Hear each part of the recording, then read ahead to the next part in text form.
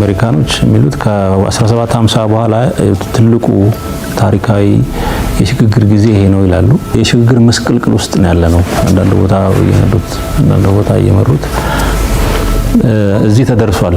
ቁሳዊነት በዝቶ ሰብአዊነት ከስሮ ነው የተደረሰው። የታለ ተስፋው ምድር? ሰው አመጽ ላይ ነው ያለው። ማመጽ ነው። ከዚህ በፊት በነበሩት በጎ ነገሮች ላይ ሁሉ ማመጽ ተጀምሯል። ይሄ ተጋጭቶ የመመለስ አንዱ ማሳያ ነው። የወደቀ ትኩስ ዛፍ ነው ይሉታል። ሁለት አይነት ኢትዮጵያዊነት አለ። ስለተሰወረው ወይ ደግሞ አሁን ያለው ኢትዮጵያዊነት ስለተወው ኢትዮጵያዊነት ነው ማወራው። ከሶስት ሊትሬቸሮች ነው የተሰራው ይላሉ የምዕራቡ ስልጣኔ። እንደውም አንዳንድ ቦታ አማልክት ናቸው ኢትዮጵያውያን ለግሪክ ጥንታዊ ግሪኮች። በእስልምናው እንኳን ስንመጣ ኢትዮጵያን በዚህ በመንፈሳዊ በደግነት በበጎነት በእነዚህ ነው የሚያነሷት። የኢትዮጵያ መጽሐፍ ቅዱስ ማህበርም ኢትዮጵያዊነትን አንድ ቦታ ላይ ሲበይነው እንደዚህ ነው የሚለው። እንዲና እንደዛ ተብሎ የማይገለጽ የእግዚአብሔር መንግስት ምሳሌ ይለዋል። የቤተክርስቲያን ሰብዕናዋ የተገለጠችበት ቀን ምሳሌ የሆነች ናት ለነ ኢትዮጵያ ብለን እንላለን። ስልጣኔዎች እንደዚህ ያስቡናል። በዓለም ታሪክ ውስጥ ያለን ቦታ ይሄ ነው። ወንጀልም ሰርተን ከሆነ በዚህ ዙሪያ ነው፣ በጎ ነገርም ሰርተን ከሆነ እዚህ ዙሪያ ነው። በመወለዱ ምክንያት ግን ቀጥሎ ወላጆቹ መከራ ነው የመጣባቸው። ኢትዮጵያ የተመሰረተችበት በተለይ ራእዩ ዮሐንስ ነው። ኢትዮጵያ ከተማይቱ ስትገለጽ ዘንዶ ከአራቱም አቅጣጫ የራሱ የሆኑትን በሙሉ አሰባሰበ ይላል፣ ከበበ ይላል። እየጠበቁ ግን ያሉ ሰዎች አሉ። በኢትዮጵያ ላይ የምናየው ነው። ኢትዮጵያ ውስጥ እውነቱ ተገልጿል። በሱ መገለጽ ሰማይና ምድር ተናውጧል። ጉዳዩ ተገልጧል። የመቀበል ያለ መቀበል ጉዳይ ነው። የኢትዮጵያ ትንሳኤ እንደ ንጋት ነው። እየነጋ ነው የሚሄደው። የማያገኘው ከሆነ የሚቃወመው ኃይል የውሸት ትምህርቱን ለቀቀ ነው የሚለው። የብዙ ሰዎችን አእምሮ እያበላሸ ያለው በተገለጸው እውነት አንጻር የሚለቀቅ ውሸት ነው። ኢትዮጵያ ይሄ እንደዚህ ነች። በቃ ከሰማይ ዝቅ ከምድር ከፍ ያለች ረቂቅ ነገር ነች። እዚህ ሀገር ላይ ፈተና ካለ እግዚአብሔር ስላለ ነው ማለት እያልኩ ነው። አግኝተኛል ሐሳቤ። እግዚአብሔር የሚሰራባቸው ሰዎች ስለተገኙ ነው። አሳዳጁም ፈተናውም ከባቢውም ያለው ካወቅንበት እጅግ ትልቁ የትንሳኤ ድምጽ ተሰምቷል። የምናምነው በእንግሊዘኛ ዘ ሊቪንግ ጋድ የሚሉት ማለት የሚሰራ የሚያከናውን የሚያደርግ ነው። የነ ሄኖክ ጊዜ ነው። አሁን ድምጹን የሚያውቁት ያውቁታል። እንደውም አገር ያለው በእነዚህ አይነት ሰዎች ድምጹን በሰሙ ሰዎች ድንበር የለውም ማለት ነው። የኛው ነው ይዘነዋል ወይ የሚለው ሌላ ጉዳይ ነው። ግን ኢትዮጵያ ትንሳኤ ጀምሯል። እንደዚህ የሚያምኑ ሰዎች ናቸው የሚያስፈልጉትም። አሁን የሚያምን ነው የሚሻገረው።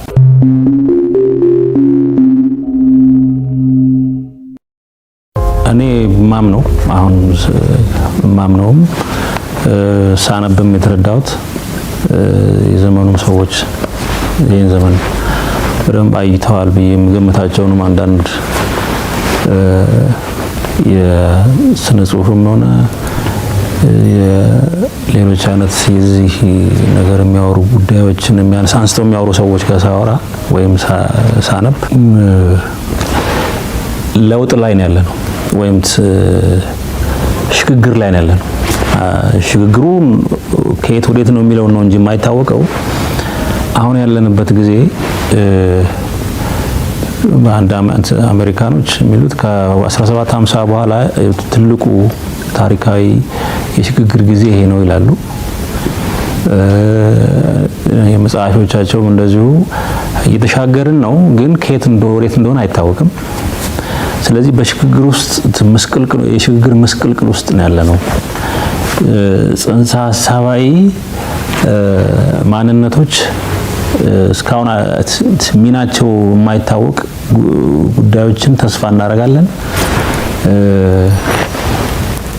እስከዛሬ የመጣንበት ግን ሊያደርሰን አልቻለም።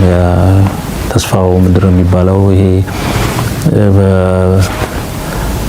ምንድነው የሚባለው? ተስፋይቱ ምድር ተብሎ አይደለም እንግዲህ ወደ ብልጽግና፣ ወደ እድገት፣ ወደ ሰላም፣ ወደ ዲሞክራሲ፣ ወደ ፍቅር ሰዎች ሁሉ ወደ አንድነት ይመጣሉ። ብዙ አለ። ብቻ ይሄ የመንግስተ ሰማያት አምሳያ አይነት ንግግሮች ያሉበት ናቸው። ዓለምን የሚመሩት ሁሉም መሪዎች ጋር ሁሉም ፍልስፍናዎች ጋር ብትሄድ ይሄን ነው የሚያወሩት። ወደዚህ ይሄንን እየነገሩ በዚህ ርዕዮተ ዓለም ህዝቡን እየነዱት እየመሩት አንዳንድ ቦታ እየመሩት እዚህ ተደርሷል።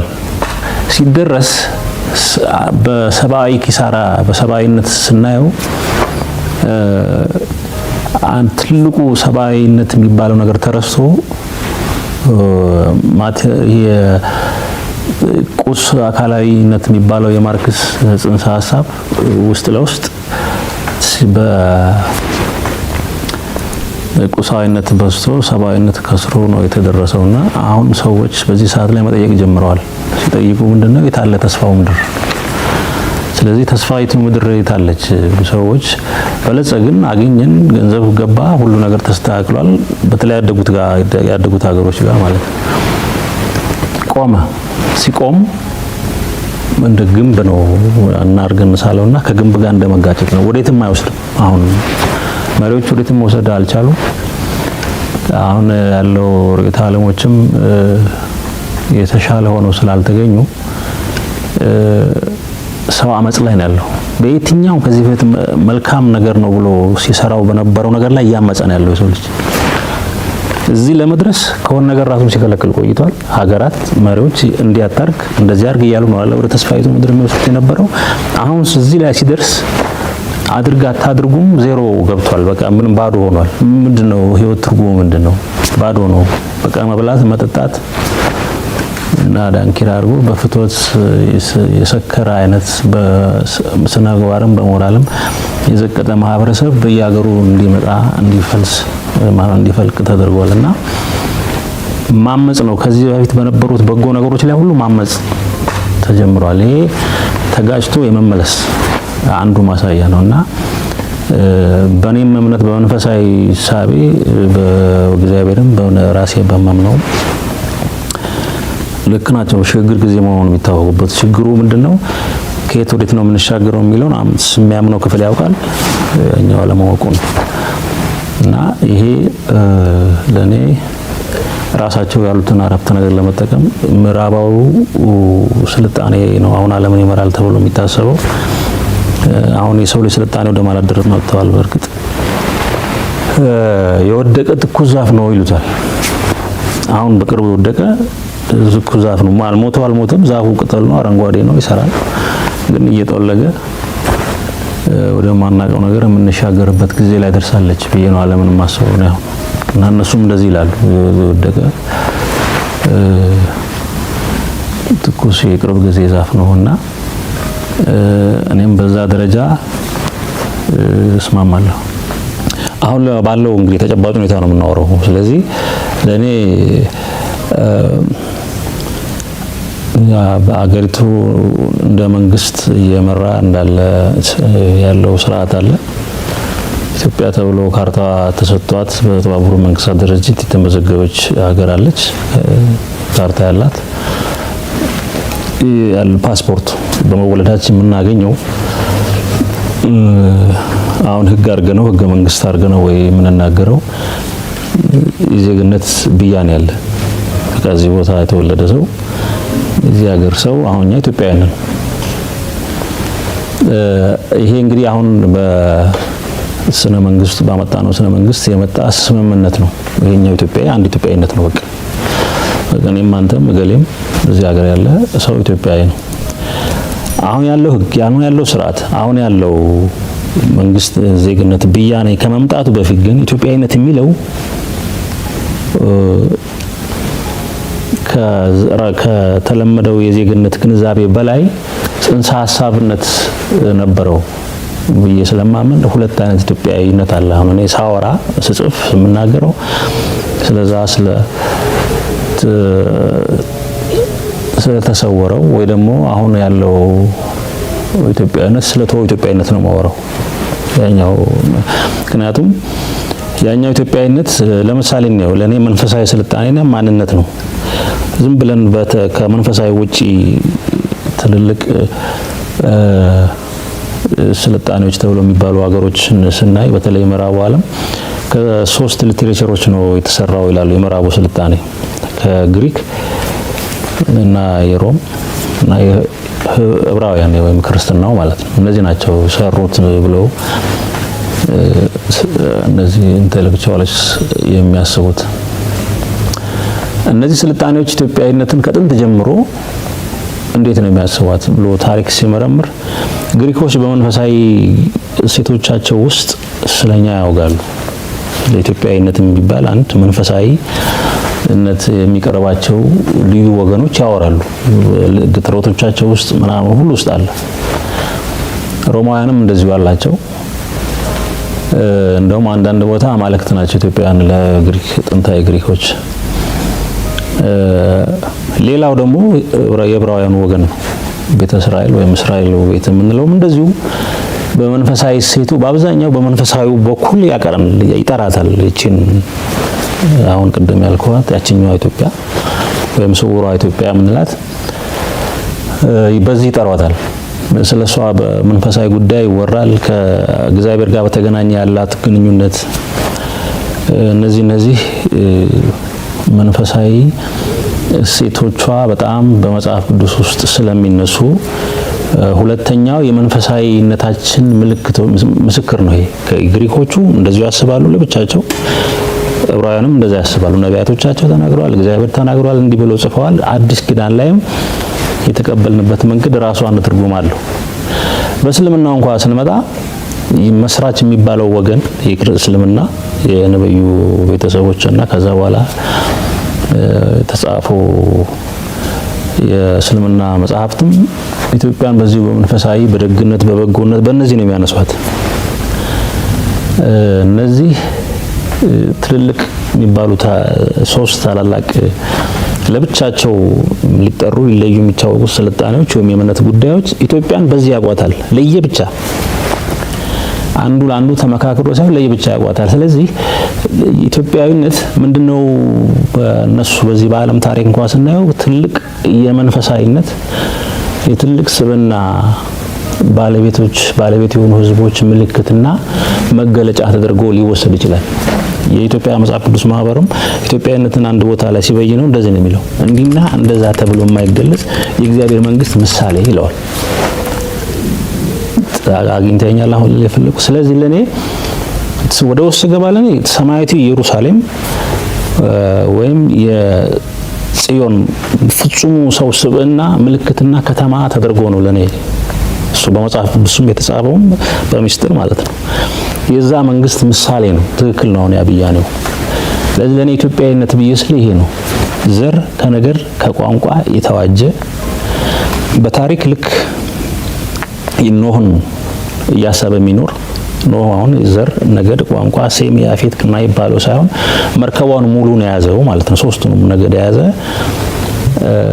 በስብዕና ደረጃ ልክ ሰባ ሰገል ሶስቱን አይነት መስዋዕት አቀረቡለት እንደሚባለው ለሁሉም የሚሆን ወይም በበዓለ ሃምሳ አንፃር ደግሞ ስናየው የመንፈስ ቅዱስ ለሁሉም እንደ ሁሉም ሊናገር የሚችለው መንፈስ ወርዶ የተናገረበት የቤተክርስቲያን ልደት ቀን ወይም የቤተክርስቲያን ስብዕናዋ የተገለጠችበት ቀን ምሳሌ የሆነች ናት ለነ ኢትዮጵያ ብለን የምንላት። ምክንያቱም ኢትዮጵያ ብለን ስላለን ከጥንታዊ ከዚህኛው ከግሪክ ጋር ከዛም ጋር ሁሉም ጋር ብንሄድ ይሄን መንፈሳዊነት ነገር ነው የምናገኘው።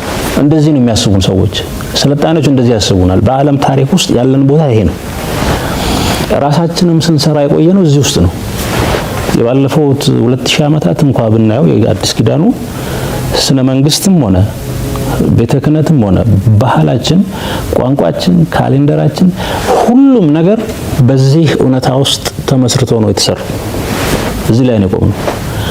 ወንጀልም ሰርተን ከሆነ በዚህ ዙሪያ ነው፣ በጎ ነገርም ሰርተን ከሆነ እዚህ ዙሪያ ነው። ስለዚህ ለኔው ትክክለኛውን ኢትዮጵያውን ማግኘት የሚፈልግ ከሆነና አሁን ላለው ተጨባጭ ሁኔታ አምጥተ ነው በጎደለው ሞልተን ያለውን አጽንተን እንደይ ከተፈለገ እቺን ኢትዮጵያ ሳንይዝ የትም ልንሄድ አንችልም። ይሄ ስነ ልቦናዊ ታሪካዊ ብዙ ነገር ሊባል ይችላል። እውነታ ነው ለኔ በተሰማም ነውና ለኔ ኢትዮጵያዊነት ማለት የፍጹሙ ስብዕና ሌላ ስያሜ ነው። ልዩ ስብዕና ዝርዝር አለው ብዙ። እስካሁን ባልኩ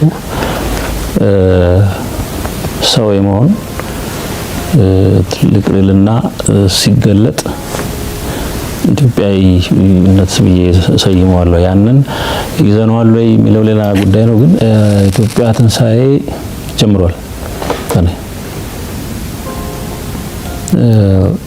ያ ምንድነው አንዱ ምልክቶቹ አንዱ በዚህ ጉዳይ በደንብ የሚያወሩ ሰዎችን አይቻለሁ፣ ተፈጥረዋል። የሚነጋገሩ ሰዎች አሉ። እዚህ ጥያቄው በደንብ የሚጠይቁ ሰዎች አሉ። ጥያቄም ከጠየቀው ግማሽ ሆኗል። በእኔ እምነት ይሄ ዘመን ነው የማያም የግሪክም ኦራክል ምናምን ይባላል። ደግሞ በመቅደሱ በኩል የጻፉትም ጽሁፍ አለ ራሱ ማንም ሰው ቢፈትሸው የሚያገኘው ነው። ቅድም ያልኩን እውነት መልክና ቅርጽ ባለው መልክ እዛ ላይ ለመጻፍ ሞክሬያለሁ። ግን እኔ ጻፍኩት እንጂ ጉዳዩ ሁላችንም ስለሆነ የጋራም ስለሆነ እሱ መልክ ይዞ አንድ ስብዕና ነው የተጻፈው። አንድ የነበረው ነው ምነግርህ። ሰብዕናዋ ወይም ሴቲቱ ወይም ሰማይቱ ኢየሩሳሌም በሚስጥር ከተገለጠችና አሁን በይፋ ልትወጣ ባለችበት ጊዜ ምን ሆነ ይላል ነገርየው። ልክ ክርስቶስ ሲወለድ ነው እንደዛ አድርገው ወሰደው። ክርስቶስ ሲወለድ ደስታ ነበርኩ። በሰማይ መላእክት ዘመሩ። እንደዚህ የሆነ ምስራችን ለእረኞቹ ይነግራሉ። ይሄ አንድ ደስታ ነው። ልክ ሲመጣ የሚፈጠር ደስታ አለ። እኛም ሰማነው፣ አወቅነው፣ ደስ አለን ብለን ልንል እንችላለን። በመወለዱ ምክንያት ግን ቀጥሎ ወላጆቹ መከራ ነው የመጣባቸው። ስደት ነው የመጣው። ማርያም ይዛው ወደ ሄደች? ወደ ግብጽ ተሰደደች። ልክ እንደዚህ አይነት አገላለጦች በመጽሐፍ ቅዱስ ውስጥ አሉ። ኢትዮጵያ የተመሰረተችበት በተለይ ራእዩ ዮሐንስ ነው ኢትዮጵያ። እዛ ላይ ምን አለ? ከተማይቱ ስትገለጽ ዘንዶ ከአራቱም አቅጣጫ የራሱ የሆኑትን በሙሉ አሰባሰበ ይላል፣ ከበበ ይላል፣ ይከባል። ስለዚህ እንደ ዴፊኒሽን ወሰደ፣ እንደ ብያኔ ወሰደውና ልክ እውነቱ ሲገለጽ ትንሳኤው ሲመጣ መለከቱ ሲታወጅ ለሰሙትና ላወቁት ሰዎች ደረሰ ብለው ስራውን እየሰሩ ይቀጥላሉ። በዛው መጠን ግን እነዛ ሰዎች መከራውን ፈተናውና መከበብ አለባቸው። በኢትዮጵያ ላይ የምናየው ነው። ኢትዮጵያ ውስጥ እውነቱ ተገልጿል። በሱ መገለጽ ሰማይና ምድር ተናውጧል። ትልቅ ትንሽ የለም። ግራ እስኪጋባ ድረስ ሰዎች ከአጠገባቸው ካለው የማንኛውም አስተሳሰብ ጋር እየተጋጩ እያሉ ነው ያሉት። የሚችሉት ግን ወደ ዘመናዊ ወደ ቀጣዩ የቅድስተ ቅዱሳን ዘመን ወደሚለው ወደ መቅደሱ ለመግባት እየሰሩ ናቸው፣ እየገቡ ናቸው። ወደ ቅድስት ለመግባት አሁን በኢትዮጵያ ቤተክርስቲያኑ ምሳሌ አንፃር ሰነ ክህነት ያስፈልጋል አይደለም? አሁን ቤተክርስቲያን ቅዱስ ለመግባት ክህነቱ ያስፈልጋል። ይሄኛውን በአሳሰብ በሰበና ስናየው ይሄንን ለማግኘት ይሄን ለማድረራትና ለመሻገር ይሄን ነገር ሰዎች እውነቱን ማወቅ አለባቸው፣ ወይም ክህነቱን ሊቀበሉት ይገባል። በሌላ አባባል መንፈሳዊ መረዳቱን ማወቁንና በህይወታቸው አምኖበት ሊገቡበት ይገባል እንጂ ጉዳዩ ተገልጧል። የመቀበል ያለ መቀበል ጉዳይ ነው። አግኝተኛል ሐሳቤ። ስለዚህ የኢትዮጵያ ትንሳኤ እንደ ንጋት ነው ማለት እየነጋ ነው የሚሄደው። አያልቅም ንጋቱ፣ እየነጋ ይሄዳል። በዛው መጠን ግን ስለተገለጸ ፈተናው ሲበዛ መከበቡ ሲኖር አይደለም ስለወድ ተወለደ ስለወለድከው ስደት ምናምን ሊኖር ይችላል። ይሄ እውነት ያለበት ቦታ ላይ ምክንያቱም ሴቲቱን የማያገኛት ከሆነ አንተን ማላገኝ ከሆነ ይሄን ጽንሰ ሐሳብ የማያገኘው ከሆነ የሚቃወመው ኃይል የውሸት ትምህርቱን ለቀቀ ነው የሚለው።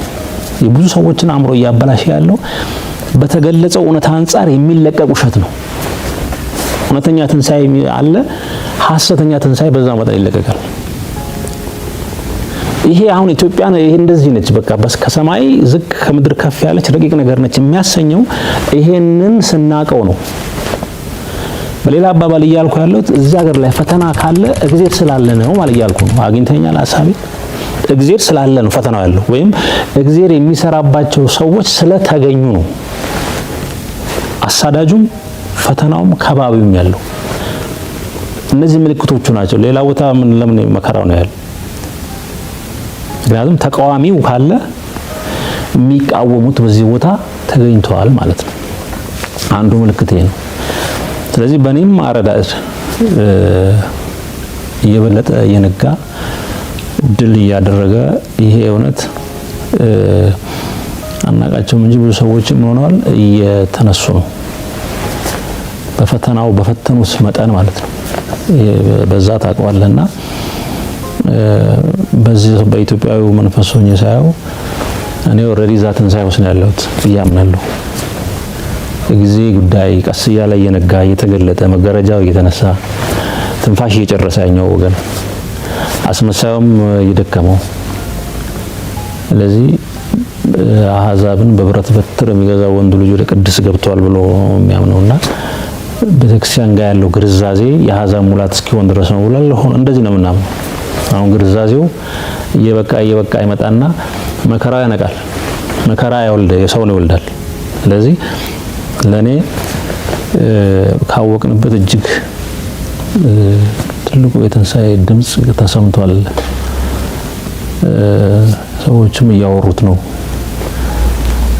ተገልጦ ተከናውኖ ለምን አላየነውም ካላልን በስተቀር ሲጀምር በሰው ስለሚጀምር በአንድ ሰው ነው የሚጀምረው። አንድ ትንሽ ያ ነው ተቋም የሚሆነውና ትንሣኤው ድምጽ ተሰምቷል። መለከቱ ተነፍቷል። ምልክቶቹም ለዛ ነው የበዙት ብዬ አስባለሁ። እና የምናምነው በእንግሊዘኛ ዘ ሊቪንግ ጋድ የሚሉት ማለት የሚሰራ የሚያከናውን የሚያደርግ ነው። የነ ሄኖክ ጊዜ ነው። በሌላ አባባል በሚስጥርም እንደዛ ነው የሚባለው። ነው ይሰራል፣ ያደርጋል፣ ያከናውናል። እንዲህ አሁን አባባሌ ታሪክ ነው ምናምን እያልኩ አይደለም ያለሁት። እውነት ነው፣ ነገርየው ህይወት ነው፣ ሰው የሚኖረው ነው። እንደዚህ የሚያምኑ ሰዎች ናቸው የሚያስፈልጉትም። አሁን የሚያምን ነው የሚሻገረው። የሚያውቅማ አለን ብዙ እኮ። በሚያውቀው ላይ የሚያምንና አምኖ ገድል የሚጀምር ስራ የሚያደርግ ሰዎች ናቸው የሚሻገሩትና ድምፁ ተሰምተዋል ነው እኔ ድሉ የትንሣኤው ጊዜ በደንብ ካስፈለገም እንደውም ይሄ ዓለም በሚመቸው መንገድ ራሱ ማስረዳት ማሳየት ሁሉ ይቻላል። በደንብ የምናወራው ስለ ዓለምም ጭምር ስለሆነ ስለዚህ በምንፈልገው መልክ ስለምንፈልገው ነው እንጂ አትክልት ጠባቂ መስሎ ሊሆን ይችላል፣ አናውቀውም። እረኛ ሆኖ ሊሆን ይችላል፣ አንድ ምሁር አንድ ፕሮፌሰር ሆኖ ሊሆን ይችላል። ድምጹን የሚያውቁት ያውቁታል። እንደዛ ነው እና እንደውም አገር ያለው በእነዚህ አይነት ሰዎች ነው፣ ድምጹን በሰሙ ሰዎች። ስለዚህ ፊት ለፊት ሲታይ ከበባውን ስናየው ተወልዷል ማለት ነው። ከበባውን ስናየው ኢየሩሳሌም ሰማያዊት ተገልጻለች ማለት ነው። ከበባውን ስናየው መቃብሩ እንደተዘጋ ተነስቷል ብለን ነው ምናምነው። ኢትዮጵያውያን እንደዛ ነው ምናምነው። ምናልባት ቅድም ብያለሁ ኢትዮጵያውያን የምላቸው እነዚህ ይህን ስብዕና ያገኙ የትኛውም ሀገር ዜጋ ይሁን ድንበር የለውም ማለት ነው የኛ እውነት። ለዛ ነው ያሸንፋል፣ ይቀጥላል፣ ይገለጻል። በሶስቱም የኖህ ዘሮች ውስጥ ያለ መክሊት ተገልጦ እስኪፈጸም ነው የምንጠብቀው እንጂ አልቋል ጉዳዩ። እንደዛ ነው አሁን ማምነው የሚታየኝ። ሲመጣም የሚያዩት የሚጠብቁት ናቸው የሚያገኙት። እውነቱን የሚጠብቁት የማይጠብቀው ከሆነ ማያደርግበት ነግረውም እየጠበቀው ስላልሆነ ያን አንተ የምታወራውን እውነት እየጠበቀው ስላልሆነ በተነግረውም ያዳምጥ ይችላል። ምንድነው የሚያወራው ብሎ ጥሎ የሚሄደው። እየጠበቁ ግን ያሉ ሰዎች አሉ። ያ የምንፈልገው አሁን ትንሣኤ አይደል? አሁን ለምሳሌ ያለው የምንፈልገው የኢትዮጵያ ትንሣኤ የምንለው ያቺ ረቂቅ ታላቅ ሰብዕና የምንላት ነች። የእነዚህ ሰዎች ሀገር ነው ኢትዮጵያውያን። በብዙ ምሳሌ የተጠቀሱላት በብዙ አይነት ስልጣኖች በብዙ ትልልቅ ሃይማኖቶች ውስጥ የነበራት ቦታ አለ። በየትኛውም የሃይማኖት መድረኮች ቦታ አላት ኢትዮጵያ። በጎ ደስ የሚል ብንሆነው ደስ ይላል ብለን የምንላቸው አይነት ባህሪያት ያሏት አንድ ገጸ ባህሪ ነች በታሪክ ውስጥ ኢትዮጵያ። ስለዚህ ያንን ማግኘት እፈልጋለሁ የሚል ሰው ለየትኛውም መልካም ነገር የሚያስፈልገውን ዝግጅት በእውቀት በመመርመር በመፈተሽ ራስን በማብቃት እና አሁን እንደሚሉት ሰው ከሶስት ነገር ነው የሚማረው፣ ከመጽሐፍት ከልቦናና ከመምህራን ነው ሰው የሚማረውና ከነዚህ ነገሮች እየፈተሸ ራሱን ቢያዘጋጁ በሆነ ወቅት ላይ እውቀት ብርሃን ስለሆነ የህይወት ብርሃን ስለሆነ ራሱ ሰበናው ወይም ክርስቶስ ይበራል፣ ይገልጠዋል። የሰው ልጅ ሰው ያየዋል ማለት ራስን ነው የምታየው በሌላ አባባል። ስለዚህ አሁን ባልኩ መንገድ ልክ እንደዚህ እንደምናወራው እንናገረው።